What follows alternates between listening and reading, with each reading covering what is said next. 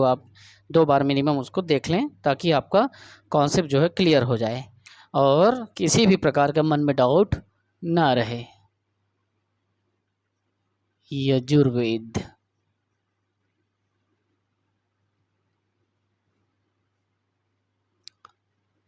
यजुर्वेद, यजुर्वेद से आप क्या समझते हैं? यह वेद का एक प्रकार है। सबसे पहले आपको वेद जब पढ़ना है तो ये जानना होगा आपको कि यजुर्वेद के क्या बेसिक फंडा है या फंडामेंटल इसके कॉन्सेप्ट क्या हैं। आपको अगर कोई बोले कि यजुर्वेद से आप क्या समझते हैं तो आपको बताना है कि यजुर्वेद में यज्ञ व बलि के जो नियम हैं उसके बारे में संकलन किया गया है। क्या बताना है आपको कि किस वेद में यज्ञ या बलि या कर्म कांड के बारे में चर्चा है या उल्लेख है, तो आपको बताना है यजुर्वेद। यजुर्वेद को इसीलिए दूसरा नाम दिया गया है, उसे कहते हैं क्या? कर्मकांड वेद। अब आप इसको अच्छा होगा कि आप अपने नोटबुक में क्या करें? नोट कर लें। नोट नहीं भी करेंगे तो आप मेरे कहना चाहिए कि वीडियो को कम से कम आप दो बार देख लें ताकि आपसे कोई समस्या ना हो। यजुर्वेद में अगर कोई पूछे कि ये क्या है, क्या समझते हैं यजुर्वेद से आप, तो आपको बताना है कि इसमें होता क्या है। सबसे पहले मैं बताया, यज्ञ बताया और बलि बताया, ठीक है। तो आपको यज्ञ लिखना है, ठीक है, यज्ञ लिखना है। यज्ञ के बाद में यज्ञ के साथ में बलि लिखना है ना। मतलब आपके जितने भी यज्ञ है, कर्म कांड है, ये सब चीज़ों के बारे में ये बताता है। यज्ञ प्लस बलि के बारे में बताता है। दूसरी बात, जब बलि और यज्ञ को बता रहा है तो आप इसे क्या कहेंगे? इन दोनों को मिला करके यजुर्वेद को कर्मकांडीय वेद कहेंगे या कर्मकांड, कर्मकांड से संबंधित वेद कहेंगे या कर्मकांडीय वेद कहेंगे, ठीक है। समझ गए? पीएससी में या व्यापम के पेपर में पूछता है कि कौन सा वेद है जो बलि से या यज्ञ से या कर्मकांड से संबंधित है, आपको बताना है। दूसरी बात, आपको यह भी जानना है कि ये वेद होता है, इसका जो पाठक होता है या पाठक बोलो या पुरोहित बोलो, उसे क्या कहते हैं? पुरोहित बोलते हैं ना, किसी चीज़ को पढ़ने वाला पुरोहित होता है, कास्ट नहीं होता। केवल पुरोहित जी, कोई हम लोग किसी की कास्ट को नहीं बोलते, है ना। पुरोहित का मतलब होता है पाठक, उसको पढ़ने वाला, ठीक है। तो इसके पाठन करने वाले जो अधिकारी होते हैं उसको क्या कहते हैं? आप बताइए, कोशिश कीजिए, सोचिए, इतने दिन से आप पढ़ रहे हैं। अध्वर्यु कहते हैं, ठीक है, अध्वर्यु कहते हैं इसके पाठन करने वाले को। और ये तो कर्मकांडी वेद हैं, आपको पता ही है। साथ ही साथ में आपको यह देखना है, इसका एक उपवेद होता है, इसका एक उपवेद होता है। किसका उपवेद होता है?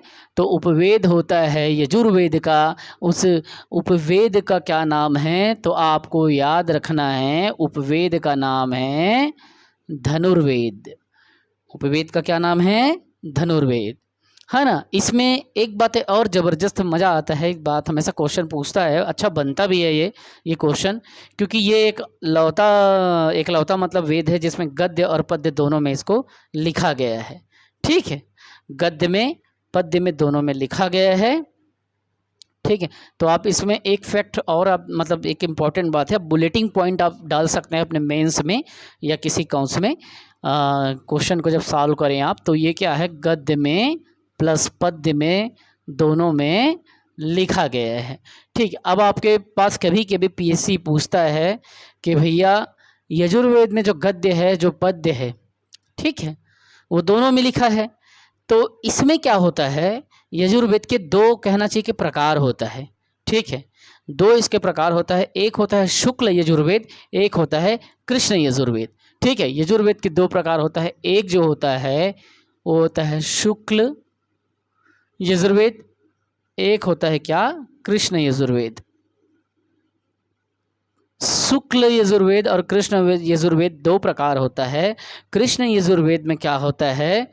कृष्ण में ध्यान रखिएगा, इसी में ये गद्य में और पद्य में, दोनों मतलब कहना चाहिए कि भाष उसमें इस सिस्टम में गद्यांश में और पद्यांश का जो पैटर्न होता है, तो गद्य में और पद्य में दोनों पैटर्न में ये कृष्ण यजुर्वेद लिखा है, जबकि शुक्ल यजुर्वेद है वो केवल किसमें है? केवल पद्य में। आप याद रखिएगा कि शुक्ल यजुर्वेद जो है वो केवल और केवल ये ओनली एक ही मतलब सिस्टम में पैटर्न में लिखा है, और ये दोनों पैटर्न में लिखा हुआ है। ठीक, आगे आप में ये भी बातें आती हैं कि जब हम यजुर्वेद की बात करते हैं तो हमने बताया कि इसके उच्चारणकर्ता जो हैं, पुरोहित जो हैं, उसको अध्वर्यु कहते हैं। ठीक है, और जो कहना चाहिए कि इसमें दो बातें और आती है कि इसके उच्चारण करने वाला जो इसका जो कहना चाहिए कि इसके अंदर में जो ग्रंथ होता है, हर वेद का ब्राह्मण ग्रंथ है ना, अपना अपना ग्रंथ है, हर वेद का ब्राह्मण ग्रंथ है। तो ब्राह्मण ग्रंथ का जो उच्चारण करता है, कौन करता है? अध्वर्यु करता है, क्योंकि इसको पढ़ने वाला है और वो उसी का कहना चाहिए कि ग्रंथ है ना।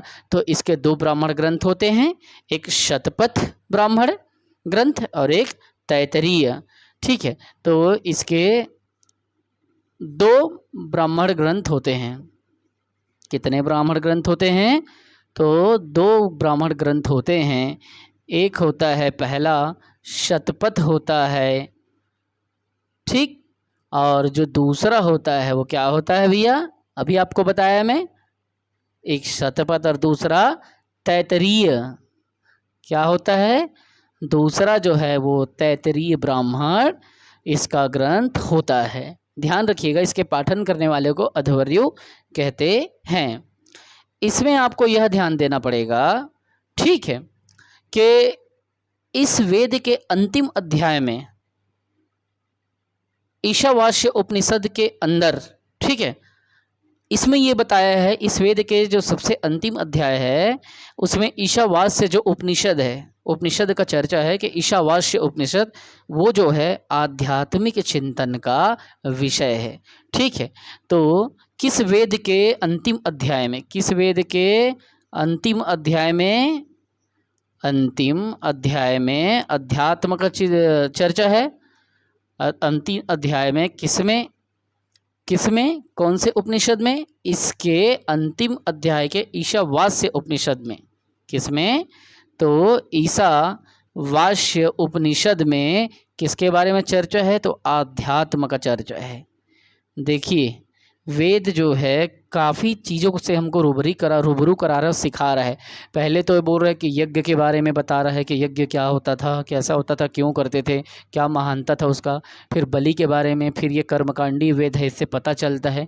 इसके पाठक को अध्वर्यु कहते हैं। उपवेद जो है धनुर्वेद है। गद्य और पद्य जो है इसमें लिखा गया है, लेकिन किस में लिखा है? तो शुक्ल जो कहना चाहिए कि शुक्ल वेद और शुक्ल और कृष्ण, शुक्ल जो है पद्य में और कृष्ण जो है वो आपका यजुर्वेद जो है, शुक्ल यजुर्वेद या कृष्ण यजुर्वेद। तो शुक्ल यजुर्वेद जो है पद्य में, कृष्ण जो है गद्य और पद्य दोनों में लिखा हुआ है। साथ ही में इसके दो ब्राह्मण ग्रंथ होते हैं, एक शतपथ, एक तैतरीय। अंतिम जो अध्याय है इस यजुर्वेद का ईशावास्य अध्याय कहते हैं, ईशावास्य उपनिषद कहते हैं। इसी के अंतर्गत आता है अंतिम अध्याय में, ईशावास्य उपनिषद में, जो आध्यात्मिक चिंतन के बारे में बात करता है। किसके बारे में बात करता है? ये आध्यात्मिक चिंतन के बारे में बात करता है, और इस वेद में बताता है कि ये यज्ञ और बलि और कर्मकांड के बारे में चर्चा करता है। अब हम यहाँ पे बात करेंगे, इसके 4 प्रमुख उपनिषद हैं।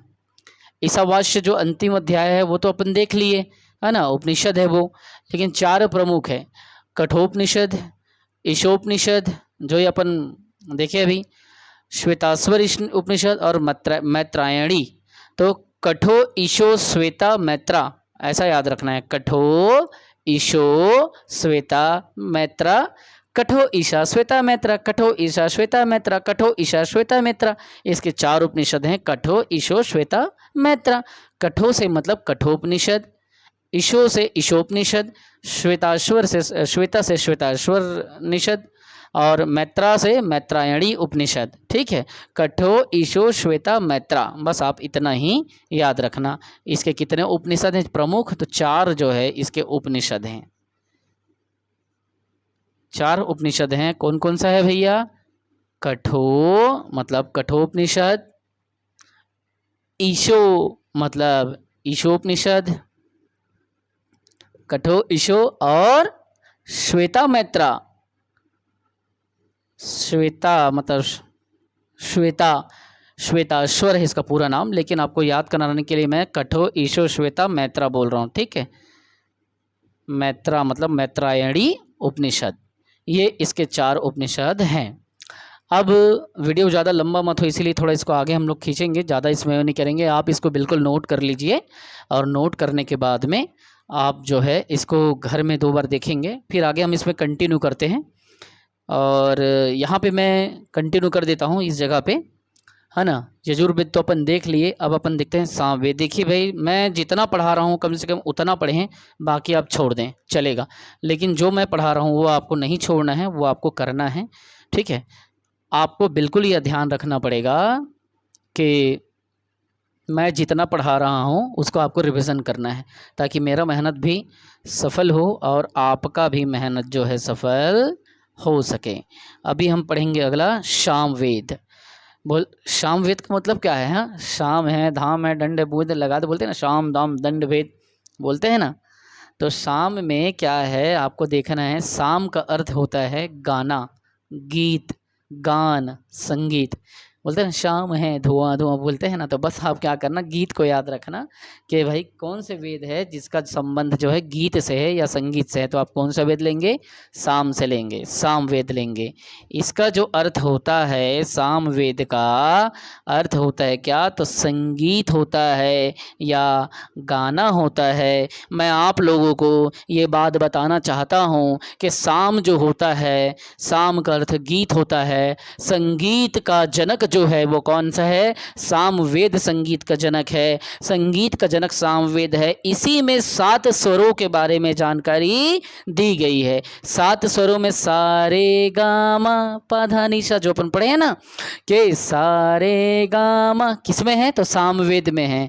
सामवेद जो है संगीत का जनक वेद कहलाता है। साम का अर्थ संगीत होता है। इसमें 1875 ऋचाएं हैं। एक बात और याद रखना, सामवेद ही एक ऐसा वेद है जिसमें सूर्य प्रार्थना के मंत्र के बारे में चर्चा किया गया है। और जो ब्राह्मण ग्रंथ है, इसके जो 2 ठो है ब्राह्मण ग्रंथ, एक है पंचविश और एक है षड्विश। हाँ, षड्विश। तो पंचविश और षड्विश जो इसके ब्राह्मण ग्रंथ है, इसमें 2 उपनिषद हैं, छंदोग्य और जैमिनी। क्या? छंदोग्य और जैमिनी 2 उपनिषद है, ठीक है। तो आपको क्या करना है, मैंने समझाने के लिए जो जो बताया यहाँ पे मैं लिख रहा हूँ, आपको इसको नोट करना है, और नोट करने के बाद उसको 2 बार रिवीजन करना है। तो साम का अर्थ क्या होता है? संगीत होता है, ठीक है। अब आपको ये पॉइंट्स जो मैं आपको बुलेटिंग पॉइंट्स बता रहा हूँ, इसको प्री में भी काम आता है, व्यापम में काम आता है, एडीओ, एबीओ, हफ्ताधीक्षक, पटवारी, चपरासी, सब पेपर में काम आएगा। मेंस में काम आएगा। मेंस में ये बुलेटिंग पॉइंट बनाने का काम आता है। मैं बुलेटिंग पॉइंट बना के लिखता था। और टेस्ट सीरीज़ अब कहीं पे भी ज्वाइन करें, किसी के पास भी ज्वाइन करें, ज़रूर आप ज्वाइन करें, और उसमें ये सब बुलेट्स को आप वहाँ पे फिट करें, बुलेट्स को लगाएं। तो साम का अर्थ क्या हुआ? संगीत हुआ। संगीत हुआ। और संगीत का जनक अगर कहा कि फादर ऑफ म्यूज़िक कौन सा वेद है, तो संगीत के पिता या संगीत के जो जनक हैं वो क्या है? आपके सामवेद जो है संगीत के जनक हैं। दूसरी बात, ऐसा कौन सा वेद है जिसमें 7 स्वरों का चर्चा है? तो आपको 7 स्वरों के में क्या लेना है? सामवेद लेना है। 7 स्वरों को यहाँ पे आपको लिखना है। सारे गामा, है ना, तेरे नैना। सुने हो ना गाना? सुने होंगे आप लोग, मेरे को पता है आप लोग सुन चुके हो, इसलिए बोल रहा हूँ। तेरे नैना मेरे नैनों से वाला याद बाद में करना, पहले आप इस सामवेद का जो सारे गामा पा है ना उसको याद रखो कि 7 स्वरों का जो जनक है वो कौन है? तो सामवेद है। और साम जो वेद है वो किस? सामवेद में सूर्यदेव की प्रार्थना का मंत्र उल्लेखित है। तो ऐसा कौन सा वेद है जिसमें प्रभु सूर्यदेव की प्रार्थना का मंत्र उल्लेखित है? सूर्यदेव के प्रार्थना का मंत्र उल्लेखित है। आपको क्या लेना है? तो सामवेद लेना है। दूसरी बात, इसमें 1875 ऋचाएं हैं। कितना है? 1875 ऋचाएँ हैं। कितना है भैया? ऋचाएँ हैं। ऋचा, क्यों ऋचा? समझ आ रहा है ना? तुम्हारा ही नाम यहाँ पे चर्चा हो रहा है। क्या होता है ऋचा का मतलब? सुन लो, मंत्र। ठीक है, तो 1875 मतलब ऋचाओं का कहना चाहिए कि संकलन है। और आपको यह भी ध्यान देना है, इसमें मैंने ब्राह्मण ग्रंथ आपको बताया, सभी वेद का अपना ब्राह्मण ग्रंथ होता है। जैसे मैंने ब्राह्मण ग्रंथ में यजुर्वेद का शतपथ तैतरी बताया था, उसी तरह से सामवेद का जो ब्राह्मण ग्रंथ है कौन सा है? अभी बताया हूँ, 5 और 6। 5 और 6 सब याद को रखना है। 56 इंच का सीना है ना हमारे प्रधानमंत्री जी का, 5 और 6। बस आपको क्या करना है कि सामवेद जो है, सामवेद में पंचविश षड्विश ब्राह्मण ग्रंथ का आपको क्या करना है? याद रखना है। ब्राह्मण जो ग्रंथ है वो कौन सा है? तो पंचविश, ठीक। और एक क्या है? षड्विश। यहाँ पे ये वाला विष लगेगा, और षड्विश, ठीक है। पंचविश और षड्विश जो ब्राह्मण ग्रंथ इसके हैं। और इसमें 2 उपनिषद है। कौन सा? छंदोग्य और कौन सा है भाई? जैमिनी। आप कैसे याद करोगे उपनिषद को, सामवेद को? कि गाना सुनते सुनते, है ना, गाना सुनते सुनते आप क्या करोगे? जैम खाने जाना। जैम तो सभी खाते हो ना भाई, घर में, सबके घर में जैम होगा, निलॉन्स का पड़ा होगा, है ना? या नहीं होगा तो सुने होगे एडवर्टाइजमेंट। छंद छंद में जेम खाता हूँ मैं, बोल देना सीधा सीधा। छंद छंद में ऐसे खंड करता हूँ, खंड से छंद, छंद से खंड, खंड में खंड, खंड में जेम खाता हूँ शाम को संगीत सुनते हुए। तो संगीत का जो उपनिषद है 2 तो है, छंद और जैम, मतलब जैमिनी। तो सामवेद का जो उपनिषद है, कितना उपनिषद है भैया? बुलेटिन करते हुए सीधा लिखो, 2 उपनिषद है भैया इसके। कौन सा? मैं बोला ना कि आपको क्या करना है? छंद करके जेम खाना है ना? तो एक है पहला आपका छंदोग्य है, दूसरा आपका क्या है? जैमिनी है, ठीक। तो ये हो गया आपका सामवेद। सामवेद का अर्थ होता है संगीत होता है, संगीत का जनक सामवेद को मानते हैं। 7 स्वरों का सा रे गा मा पा, इसका जनक हो गया, ठीक। तेरे नैना हुआ ना, 7 स्वरों का सामवेद जो है उसमें सूर्यदेव के प्रार्थना का मंत्र है। देखो, और कैसे याद करोगे? शाम होता है ना तो प्रार्थना करते हो ना कि हे सूर्य भगवान, आप क्या है, आप गर्मी ज़्यादा दे दिए, थोड़ा आप ढल जाओ। तो बस आपको क्या करना है? शाम को आपको भगवान से प्रार्थना कर लेना है, ठंडकता चाहिए तो भगवान सूर्य को बोलो कि भैया आप थोड़ा जाओ, अब हमको आराम करने दो, शाम हो गया। तो आपको क्या करना है? तो सूर्य, शाम से आप सूर्यदेव को याद कर लेना। 1875 जो है ऋचाएँ हैं। ब्राह्मण ग्रंथ कितना है? इसमें 2 हैं, पंचविश और षड्विश। ये 5 और 6 मैं ऐसे न्यूमेरिक में लिखा हूँ भैया, आपको पंच षड लिखना है। क्या लिखना है? पंचविश और षड्विश। ये तो 56 इंच के सीना से रिलेट करके याद किया हूँ भैया, वो हमारे प्रधानमंत्री जी से आप याद करना, और वहाँ से आप क्या करना? सीधा सीधा आप इसके ब्राह्मण ग्रंथ को लगा लेना। 2 उपनिषद है, कौन सा? छंद करके जेम खाता है, तो छंदोग्य और जैमिनी, ये 2 उपनिषद हैं, ठीक है। तो मैं चाहता हूँ पहले आप ये दोनों मैटर को लिख लो, फिर मैं क्या करूँगा? यजुर्वेद सामवेद के बाद में सबसे आखिरी जो वेद है या नवीनतम वेद जो कहते हैं हम लोग, वो है कौन सा? अथर्ववेद। फिर मैं अथर्ववेद के बारे में बताऊँगा। और आज मैं देखिए मैं क्या बताया था? इतिहास को जानने का कितना स्रोत है? 4 स्रोत है। कौन कौन सा? धर्म ग्रंथ, ऐतिहासिक ग्रंथ, और विदेशियों के यात्रा वृत्तांत, और चौथा क्या बताया था? पुरातात्विक साक्ष्य। कौन कौन सा? 4 आपको बताया था। पहला धर्म ग्रंथ, दूसरा साहित्यिक ग्रंथ, फिर तीसरा विदेशियों के यात्रा वृत्तांत, चौथा क्या बताया था? याद करो, धर्म ग्रंथ हो गया, साहित्यिक ग्रंथ हो गया, तीसरा बताया था विदेशी यात्रियों के यात्रा विवरण या विदेशी यात्रियों के द्वारा किए गए विवरण, और अंतिम में क्या बताया था? पुरातात्विक साक्ष्य। क्या बताया था? पुरातात्विक साक्ष्य, ठीक। तो उसके बारे में अपन चर्चा करेंगे, लेकिन पहले आप ये पॉइंट नोट करें, क्योंकि मैंने बहुत मेहनत करके इसको आप लोगों के लिए तैयार किया हुआ है। मैं चाहता हूँ कि ये आप लोगों को एक अच्छा आउटपुट दे। मैं चाहता हूँ कि आप इसे नोट करें, 5 बार पढ़ें, और प्लीज़ यार सभी बच्चों को जिनको ज़रूरत है, जो आ नहीं पाते, जो ट्यूशन नहीं ले पाते, क्लास नहीं ले पाते, इस एफ़र्ट को उनके पास पहुंचाइए। अगर आपको लगता है कि आपके एजुकेटर में, कौन सा एजुकेटर, फ्री ऑफ कॉस्ट वाला, ठीक, अगर आपको लगता है कि करेंटली आपके इस एजुकेटर में एजुकेशन की क्वालिटी है, हु कैन टीच देम या हु कैन टीच यू, तो बिल्कुल आप मेरा वीडियो को स्प्रेड करें, वीडियो को लोगों तक पहुंचाएं, उनको बताएं कि you don't need to read lots of book, but only you have to read this that your teacher are teaching here, okay? तो आप क्या करें, उन लोगों तक जरूर पहुंचाएं जिनको इसकी ज़रूरत है। यजुर्वेद का पूरा कॉन्सेप्ट बता दिया हूँ, सामवेद का पूरा बता दिया हूँ। आपको बस ध्यान में रखना है कि गद्य में, पद्य में, बलि, धर्मकांड, ये सब लिखना है। कर्मकांड, पुरोहित को अधर्वयु बोलते हैं, है ना, ये सब चीज़ें आप देख लेना। और आगे अपन देखेंगे, अपन अथर्ववेद पढ़ेंगे। और एक चीज़ और मैं बताना चाहता था, शायद मैं मुझसे छूट गया था।